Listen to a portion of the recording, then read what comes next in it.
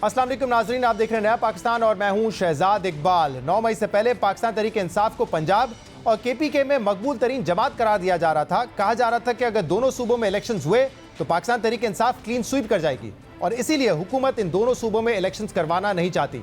लेकिन 9 मई के बाद सूरत हाल बदलती जा रही है। तहरीक इंसाफ हर गुजरते दिन के साथ कमजोर हो रही है और सीनियर रहनुमा या तो गिरफ्तार हो रहे हैं या पार्टी से अपनी राहें जुदा कर रहे हैं। और ऐसे में ये सवालात उठ रहे हैं कि क्या इलेक्शन से पहले पाकिस्तान तहरीक इंसाफ अपना वजूद बरकरार रख सकेगी या इलेक्शन से पहले पार्टी मुकम्मल तौर पर तितर बितर हो जाएगी।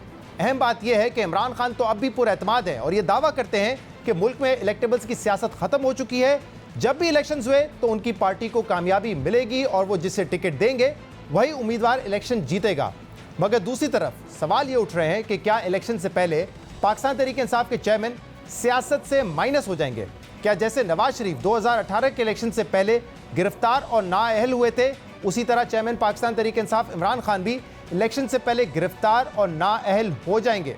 अहम बात यह कि अभी तक शाह महमूद कुरैशी, परवेज इलाही, हम्माद अजहर, शफकत महमूद समेत पार्टी के बाज़ रहनुमा पाकिस्तान तहरीक इंसाफ के साथ खड़े हुए हैं, लेकिन बहुत सारे ऐसे रहनुमा हैं जो पाकिस्तान तहरीक इंसाफ से अलग हो चुके हैं और सियासत से भी अलग होने का ऐलान कर चुके हैं। लेकिन अभी तक ये वाज़ेह नहीं हो पा रहा कि पाकिस्तान तहरीक इंसाफ से अलग होने वाले साबिक अरकान कौमी और सूबाई असम्बली का मुस्तकबिल किस सियासी प्लेटफॉर्म के साथ जुड़ेगा।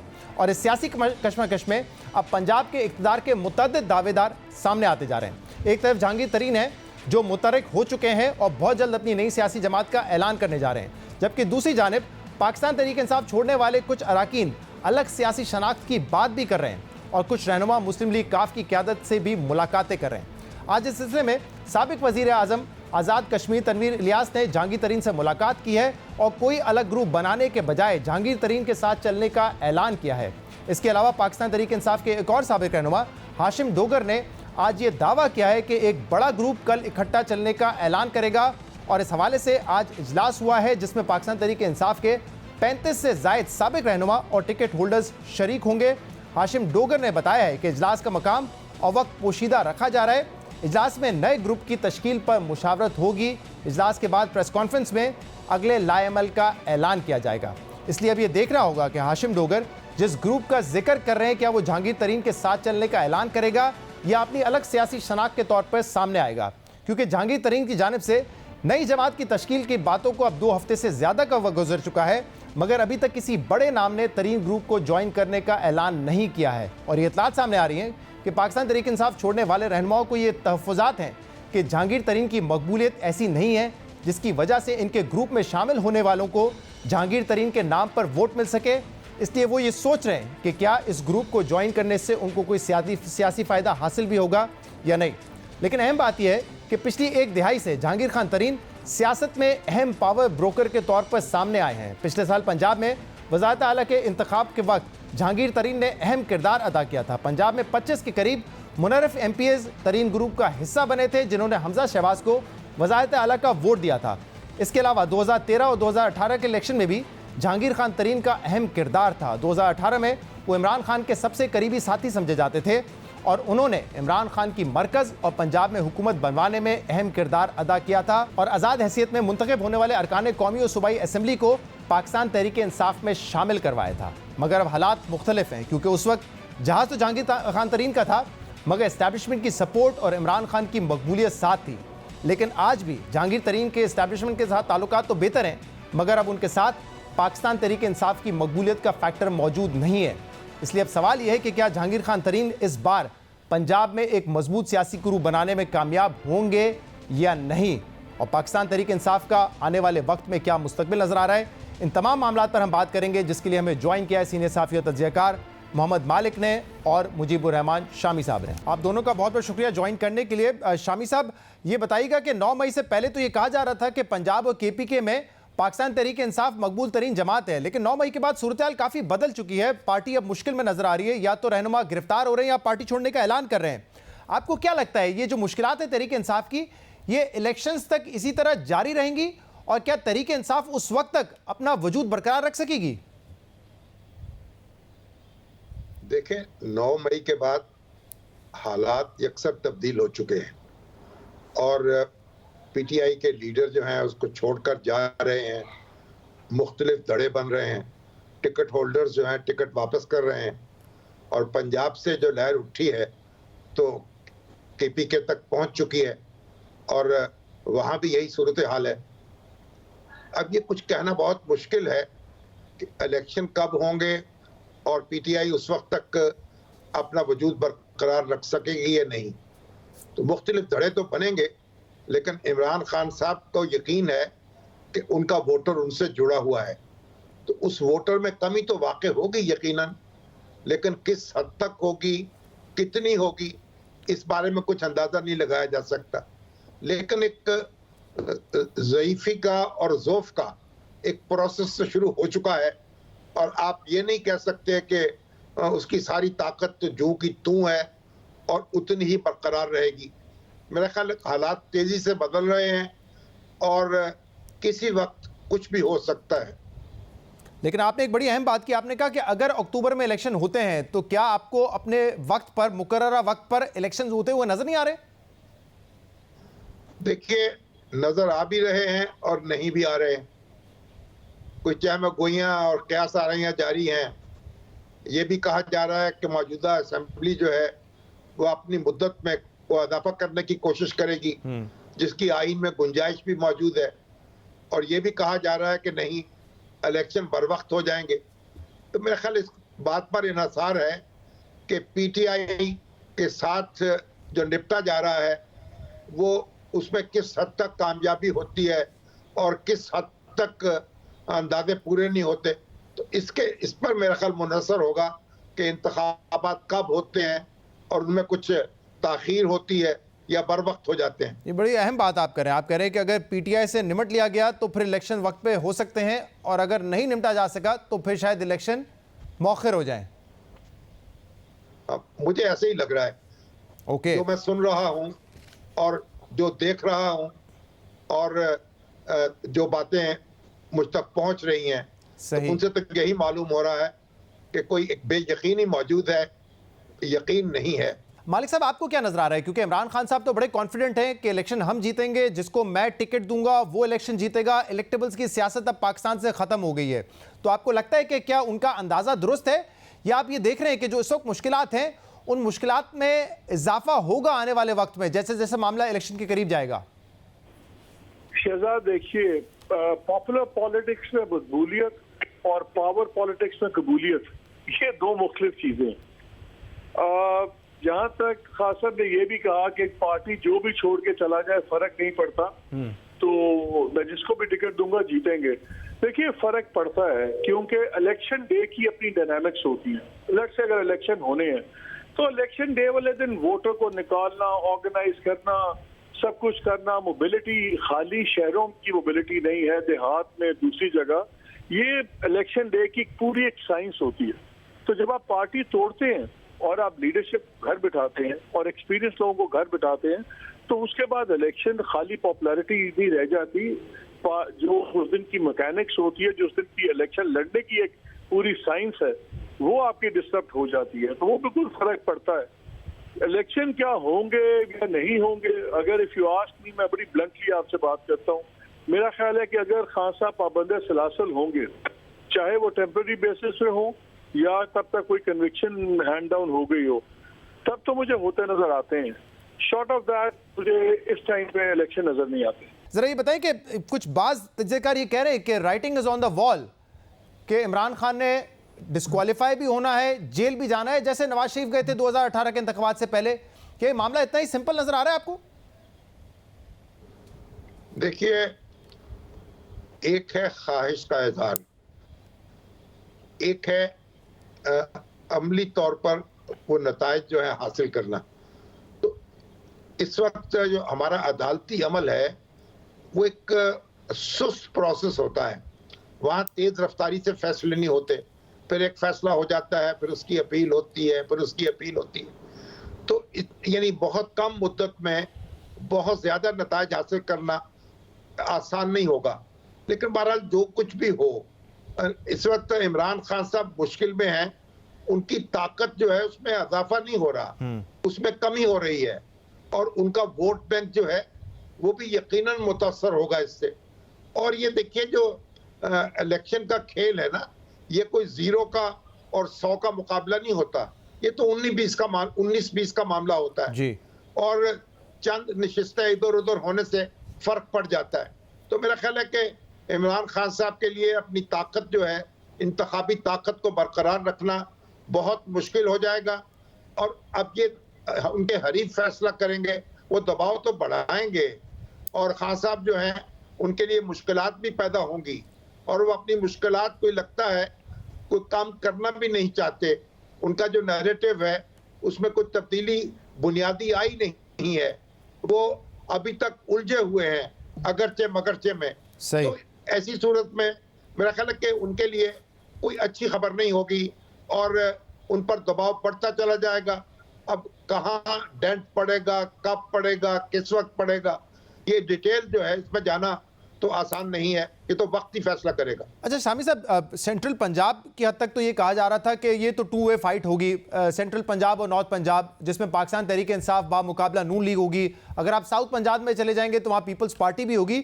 लेकिन 9 मई के बाद अब सूरत-ए-हाल तब्दील हो गई है, कुछ नए ग्रुप्स, नई पार्टीज बनने की बात हो रही है। तरीन साहब कह रहे हैं कि जल्द अपनी पार्टी का ऐलान करेंगे। पीटीआई से जो लोग टूट के जा रहे हैं वो उनसे राब्ते में है, फिर पीटीआई के जो लोग छोड़ के जा रहे हैं वो अपना भी ग्रुप बनाने की बात कर रहे हैं। आज हाशिम डोगर साहब जो कि इंटीरियर मिनिस्टर थे पंजाब में, वो कह रहे हैं कि हम खुफिया मकामात पे मुलाकात कर रहे हैं और एक अपना ग्रुप बना सकते हैं। काफ लीग में दोबारा जान पड़ती नजर आ रही है। तो ये सडनली क्या हुआ है, जहां पे 2 पार्टी फाइट हम देख रहे थे 2023 में, अब काफी सारे स्टेक होल्डर्स आ गए, पार्टीज आ गए जो कि कोशिश करेंगे कि पंजाब में सीटें जीते हैं। देखिए, ये जो भी खलबली मची हुई है और जो भी ग्रुपिंग हो रही है वो पीटीआई की कॉन्स्टिट्यूएंसी में हो रही है। यानी ये ग्रुप जो है मुस्लिम लीग नून का वोट नहीं तोड़ेंगे, ये पीपल्स पार्टी का वोट नहीं तोड़ेंगे, ये तो पीटीआई को मुतासर करेंगे। ये एक पार्टी में जाएं या अपना ग्रुप बनाएं या अपनी कोई पार्टी बना लें या 2-3 धड़ों में बढ़ जाएं, नुकसान पीटीआई को होगा इनका, मुस्लिम लीग नून को नहीं होगा। तो मुस्लिम लीग नून जो है उसको नफसियाती तौर पर तकवियत भी हो सकती है इससे, और उसके कारकुनों में हौसला बढ़ भी सकता है कि जब हरीफ जो है वो टुकड़े टुकड़े हो रहा हो और कोई हिस्सों में बट रहा हो, तो ये एक उनके लिए अच्छी खबर भी हो सकती है। और जो कारकुन हाथ पांव छोड़ चुका था उसमें तवानाई पैदा हो सकती है। मालिक साहब ये बताइएगा कि ये जो दूसरे ग्रुप्स बन रहे हैं, चाहे तहरीक इंसाफ के जो मुनर्रिफ अरकान है वो अपना ग्रुप बना लें या जहांगीर खान तरीन साहब अपनी पार्टी बना लें, ये कितनी मौसर साबित हो सकती है? क्योंकि बाज़ रहनुमा जो पीटीआई छोड़ चुके हैं, मेरी उनसे बात हुई तो वो बड़े रिलक्टेंट है। वो कह रहे हैं कि देखें वोट जो है वो पाकिस्तान तहरीक इंसाफ का ही है। जहांगीर खान तरीन साहब 2013 से 2018 में 2 मरतबा अपना हल्का हारे, 1 मरतबा खुद हारे, 1 मरतबा उनका बेटा हारा। तो वो बड़े रिलक्टेंट है इस बात पे कि उनके नाम पर उनको कितना वोट मिल सकेगा, यानी जो लोग शामिल होंगे उनको कितना फायदा होगा जहांगीर तरीन के नाम का। आपको क्या लगता है, मौसर साबित होंगे ये जो ग्रुप्स बन रहे हैं इस वक्त पंजाब में? शहजाद, अभी शामी साहब ने एक बात की थी कि कोर्ट का प्रोसेस बड़ा स्लो है। सही कह रहे हैं, बहुत स्लो है, लेकिन इस वक्त मुल्क में आर्मी एक्ट एक्टिव हुआ है, कोर्ट एक्टिव हुई है, 16 लोग एक, 8 लोग एक, वो रेफर भी हो गए। अब बारी आनी है बेटर्स प्लानर्स की, तो ये जरा याद रखिएगा कि एक फास्ट ट्रैक ऑप्शन है। सेकंड बात है जो आपने कहा कि ग्रुप्स का बिल्कुल इम्पैक्ट होगा, लेकिन अभी इमीडिएट फ्यूचर में अक्टूबर तक अगर आप देखें, अगर इलेक्शन अक्टूबर में है तो मेरे ख्याल में एक उतना ज्यादा इम्पैक्ट होगा जितना शायद बहुत से लोग समझ रहे हैं। लेकिन इंटरेस्टिंग सिचुएशन ये है कि ये इस वक्त सेकेंड ईयर लीडरशिप आप हटा दी, लोग घरों को चले गए, फर्स्ट में भी 1-2 बचे हुए, उनका भी पता लग जाएगा। लेकिन इमरान खान अपनी जगह मौजूद है और उनका वोटर अपनी जगह मौजूद है। जो अगर आप कोई चीज प्लान कर रहे हो तो आप मुझे बताइए आपके लिए आसान क्या है, लाखों वोटर्स को एक जगह से उनका स्टेटस चेंज करना कि एक शख्स का स्टेटस चेंज करना? बाकी आप अक्लमंद हैं, I think you can make your own. लेकिन ये जो मालिक साहब ये जो ग्रुप्स बन रहे हैं क्या, क्योंकि अभी शामी साहब तो कह रहे हैं कि ये देखिए ये पीटीआई के लोग टूट रहे हैं तो उन्हीं के वोट बैंक को मुतासिर करेंगे, लेकिन आपके ख्याल में कहीं ना कहीं बेचैनी क्या नून लीग को होनी चाहिए? क्योंकि एक तरफ साउथ में हम देख रहे हैं कि जरदारी साहब एक्टिव हैं, लोग पीपल्स पार्टी में शामिल हो रहे हैं, फिर सेंटर में जो है जहांगीर खान तरीन साहब का ग्रुप या कोई और ग्रुप बनता है, तो क्या कोई इसका असर नून लीग पर नहीं होगा जो सोच रही होगी कि अगर इमरान खान माइनस होते हैं, पीटीआई कमजोर होती है तो हमारा तो बड़ा चांस है स्वीप करने का? क्या कोई बेचैनी की बात है नून लीग के लिए?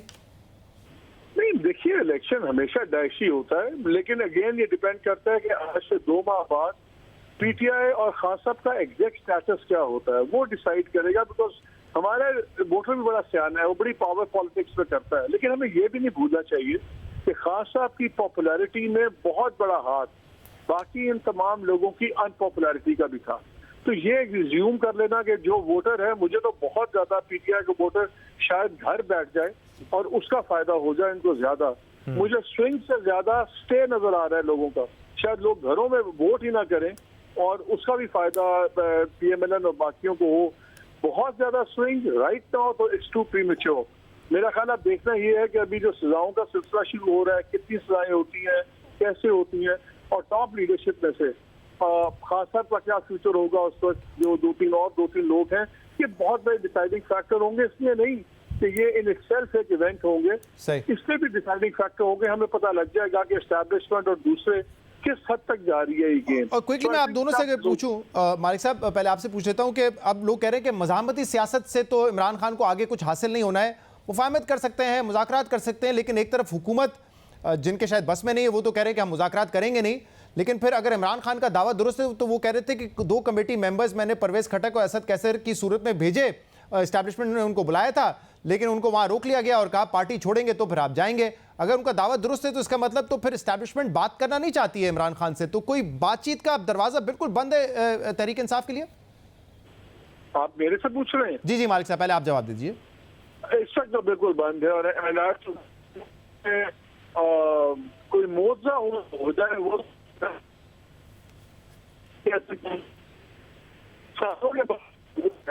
मेरा ख्याल है कि वो दरवाजा करके। ठीक, आपकी आवाज़ थोड़ी ब्रेक हो रही है लेकिन मैं समझ गया आप कहना चाह रहे हैं कि मुआवजा ही होगा तो मुज़ाकरात हो सकते हैं। शामी साहब आपका क्या पॉइंट ऑफ व्यू है इस पर? देखिए, मुझे तो मुज़ाकरात का कोई इम्कान नजर नहीं आता, ना हुकूमत के साथ ना किसी और के साथ। और ये जो मज़ाहमती सियासत है ये तो शुरू भी हो गई और ख़त्म भी हो गई, ये अपने अंजाम को पहुंच गई। 9 मई जो है उसने मज़ाहमत की तो कमर तोड़ के रख दी है, अब तो उसके नताइज को आपको भुगतना है। और जब आप मज़ाहमती तहरीक नाकाम होती है तो उसके नताइज बहुत खौफनाक होते हैं और आप उनसे बच नहीं सकते, आपको समेटने पड़ते हैं। और ये पीटीआई जो है वो उस नताइज का सामना करती रहेगी और ये नताइज उसका पीछा करते रहेंगे। तो ये कोई ऐसा मामला नहीं है, अब कोई मज़ाहमत का कोई ऑप्शन मौजूद नहीं है। और जो सियासी जमातें हैं वो मज़ाहमती तहरीकें नहीं होती, वो फौजी तनसीबात पर हमले नहीं करती, वो कौमी तनसीबात पर चढ़ाई नहीं करती। और अगर मुंह जोर लोग ऐसा कह रहे हैं मुज़ाहमत अंजाम तक पहुंच चुकी है और मुफाहमत इस वक्त होती हुई नजर नहीं आ रही, इम्कानात नहीं है इस किस्म के कि किसी किस्म के मुज़ाकरात या डायलॉग हो सके। बहुत बहुत शुक्रिया मालिक साहब और शामी साहब, आप दोनों हमारे साथ मौजूद थे। प्रोग्राम में एक ब्रेक शामिल करेंगे, इसके बाद मजीद बात करेंगे, हमारे साथ रहिएगा।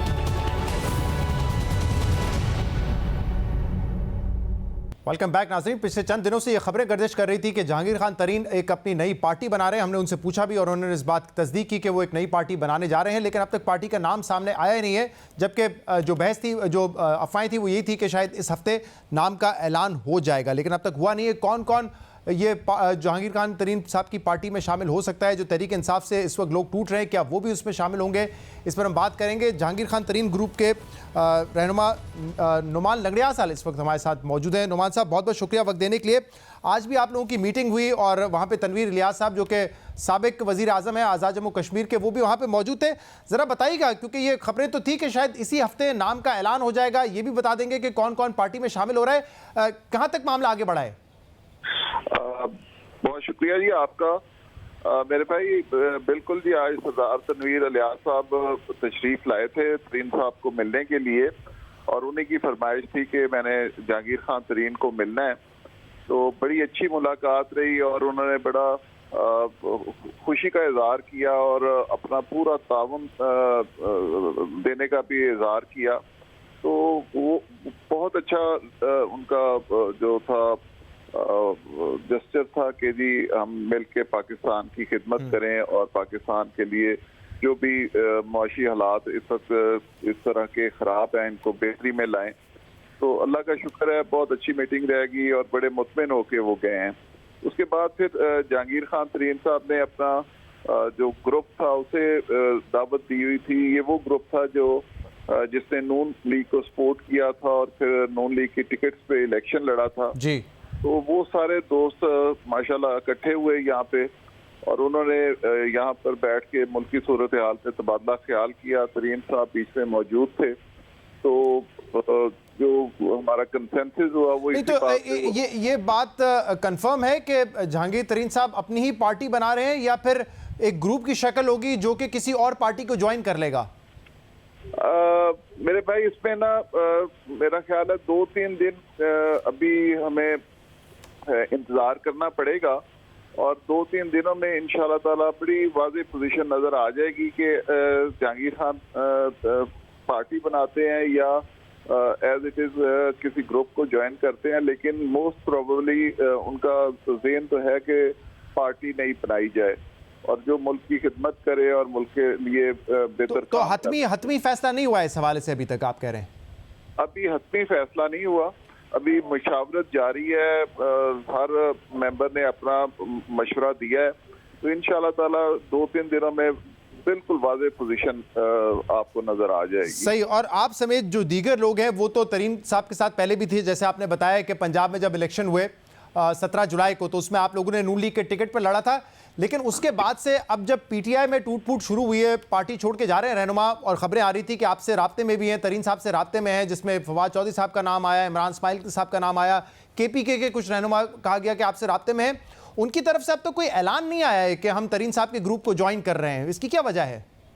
जी भाई वो इसीलिए ना अभी राब्ते उन सबके हैं, जहांगीर खान तरीन साहब से उन्होंने मुलाकातें भी कर ली हैं और तबादला ख्याल भी कर लिया है तो वो भी इस इंतजार में है कि जहांगीर खान जो भी डिसाइड करते हैं, जो भी ऐलान करते हैं उसके बाद फिर वो हतमी फैसला करेंगे।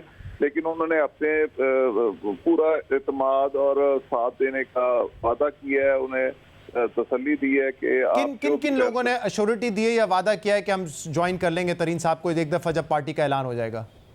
जी मेरे भाई अभी मेरा ख्याल है ये मुनासिब टाइम नहीं कि इस वक्त डिस्क्लोज किया जाए, लेकिन काफी बड़े बड़े नाम इंशाल्लाह ताला आपके मंजरे आम पे आएंगे और बड़े हम मुतमिन हैं कि इंशाल्लाह ताला ये पार्टी जो है ये मुल्क के लिए एक बेहतर पार्टी साबित होगी इंशाल्लाह। लेकिन आप कह रहे हैं कि ये भी पॉसिबल है, एक तो ऑब्वियसली आप कह रहे हैं कि ज्यादातर तो तवज्जो इसी तरफ है कि एक नई पार्टी बनाई जाए, बट ये मुमकिन है कि अगर पार्टी नहीं बनती तो एक ग्रुप की शक्ल में आप किसी पार्टी को ज्वाइन कर लें, जैसे आपने 17 जुलाई को नून लीग के टिकट पर इलेक्शन लड़ा था।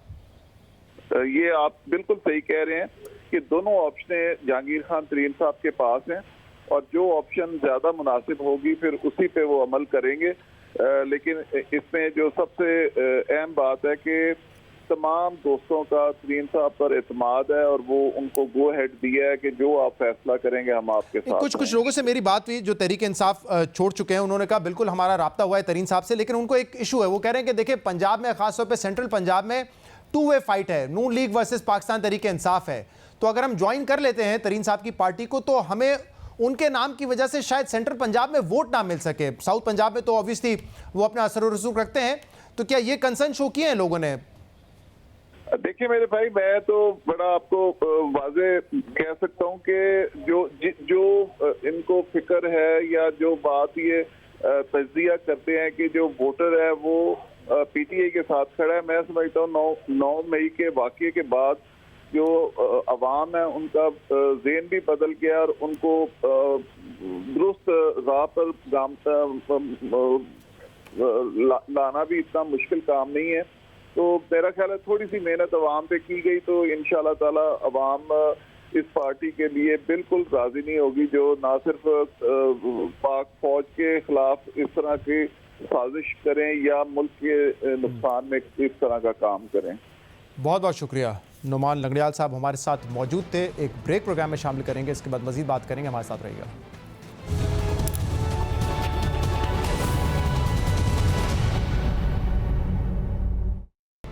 वेलकम बैक नाज़रीन। अब से कुछ देर पहले ये खबर आई है कि साबिक पंजाब के चीफ मिनिस्टर और पाकिस्तान तहरीक इंसाफ के सदर चौधरी परवेज़ इलाही को गुजरांवाला के दोनों मुकदमात से बरी कर दिया गया है। और इससे पहले आज शाम को यह खबर आई थी कि जिना हाउस पर जो हमला हुआ था उसमें डॉक्टर यास्मीन राशिद को एंटी टेररिज्म कोर्ट से बरी कर दिया गया है। हम मजीद बात करेंगे। इस वक्त जो सियासी अदम इस्तेकाम है उसको कैसे इस्तेकाम में बदला जा सकता है, क्या मुज़ाकरात का ऑप्शन अब भी बाकी है। शाहिद खाकान अब्बासी साहब इस वक्त हमारे साथ मौजूद हैं, नून लीग के सीनियर रहनुमा। शाहिद साहब बहुत बहुत शुक्रिया वक्त देने के लिए। शाहिद साहब, अदम इस्तेकाम सियासत में जो इस वक्त है वो आप भी देख रहे हैं। पहले इमरान खान साहब जब ताकतवर थे वो कहते थे मैं बात नहीं करूंगा सियासी पार्टी से, अब वो कह रहे हैं कि मैं बातचीत करने के लिए तैयार हूं, लेकिन हुकूमत कह रही है कि 9 मई के जो वाकयात हुए हैं उसके बाद बात नहीं की जा सकती। तो फिर क्या देख रहे हैं आप आने वाले दिनों में? क्या ये जो मामला इस वक्त चल रहा है इसी तरह चलता रहेगा और इंतखाबात में चले जाएंगे, या आपका ख्याल है कि मुज़ाकरात ही इस्तेकाम की तरफ लेके जा सकते हैं इस वक्त मुल्क को? देखिए, बातचीत के अलावा सियासत में और कोई रास्ता नहीं होता, लेकिन ये मुज़ाकरात नहीं है, ये कोई मुफाद हासिल करने की यहाँ बात नहीं है। आपका मकसद क्या है मिल बैठने का? आज सिर्फ एक मकसद है कि मुल्क आगे कैसे चलेगा। इस मकसद के लिए अगर सियासी लीडर आज इकट्ठे ना बैठे तो कल तारीख इनको इनके हक़ में कोई ज़्यादा बात नहीं कर सकेगी, इनको अच्छा नहीं समझा जाएगा। आज ये ज़रूरत है मुल्क की कि तमाम पॉलिटिकल लीडरशिप इकट्ठी बैठे और एक एजेंडा तय करे कि मुल्क आगे कैसे चलेगा। लेकिन आपकी लीडरशिप जो है वो तो ये कह चुकी है कि 9 मई के हमले के बाद अब इमरान खान सिर्फ एनआरओ चाहते हैं, तो वो उनको हम देंगे नहीं और बातचीत हम उनसे करेंगे नहीं। जी, ये बात दुरुस्त है। अगर आप एनआरओ की बात करते हैं या इलेक्शन की तारीख आगे कर दें पीछे कर दें, ये बातें करना चाहते हैं तो इसका कोई मकसद नहीं है। जो बातचीत होनी है, सियासत में हमेशा डायलॉग होता है, वो डायलॉग एक मकसद के लिए है। वो मकसद आज ये है कि मुल्क हमने सब ने आगे कैसे चलाना है, कि हमारा मुल्क इस निज़ाम से नहीं चल सकता। आपको बहुत रेडिकल रिफॉर्म चाहिए और वो सब जमातों को मिलकर करने होंगे, कोई एक जमात उसका बोझ बर्दाश्त नहीं कर सकती। इसके लिए डायलॉग की ज़रूरत है। बाकी आपने कोई मुफाद हासिल करना है या कुछ एक दूसरे को ऊंचा नीचा दिखाना है तो उसकी गुंजाइश नहीं है। बट शायद साहब ये बताएं ना, क्योंकि आपका इतना सियासी तजुर्बा है, इन हालात में कैसे हो सकता है ये मुमकिन कि सियासी जमातें बैठें, लीडर्स बैठें और मुल्क के मफाद में आगे का रोड मैप तय करेंगे? मतलब कौन पहल करेगा, क्या सेटअप होगा, how do you initiate this? देखिए, सियासतदान का कमाल ये होता है कि नामुमकिन को मुमकिन बनाता है, और वो ये मुल्क की नज़्म पर उसका हाथ होता है। वो देखता है कि आज मुल्क की ज़रूरत क्या है और उसके मुताबिक अपना अमल करने की कोशिश करता है। तो आज अगर हमें ये इस बात का एहसास नहीं है कि आज मुल्क के हालात कितने तशवीशनाक हैं, उसके हल क्या हैं, तो फिर शायद हमें इस मुल्क के अवाम माफ़ नहीं करेंगे।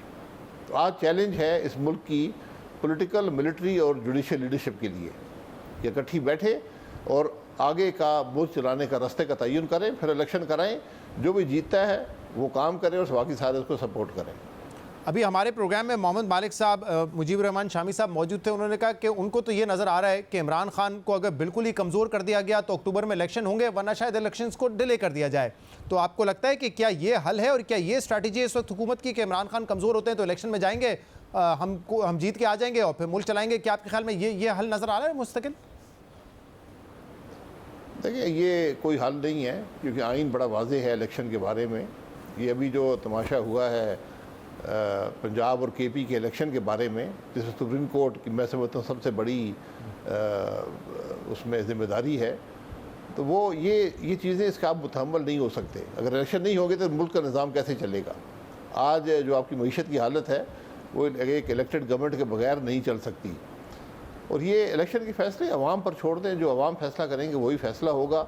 लेकिन मैं आपको बड़ी वसूख से कहता हूँ, जो मेरा तजर्बा है, कि आज अगर आप इलेक्शन में गए बग़ैर बातचीत किए, बग़ैर एक डायलॉग करके, मुल्क के रास्ते का तयन करने के बगैर इलेक्शन में गए, इलेक्शन आपको कोई रिज़ल्ट नहीं देगा।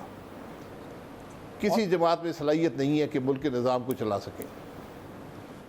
ओके, और ये जो इस वक्त प्रपोजल्स हैं, मतलब जो क्या सराहियाँ ही हैं कि या तो इस हुकूमत के जो टर्म है, जो असम्बली की मुद्दत है, उसमें गुंजाइश है 6 महीने साल बढ़ा दें, या केयर टेकर सेटअप है जैसे पंजाब और केपी में अपने टाइम से तजावुज़ कर चुका है तो वो वफाक में भी कर जाए और फिर मईशत को हल कर लें, मुश्किल फैसले कर लें।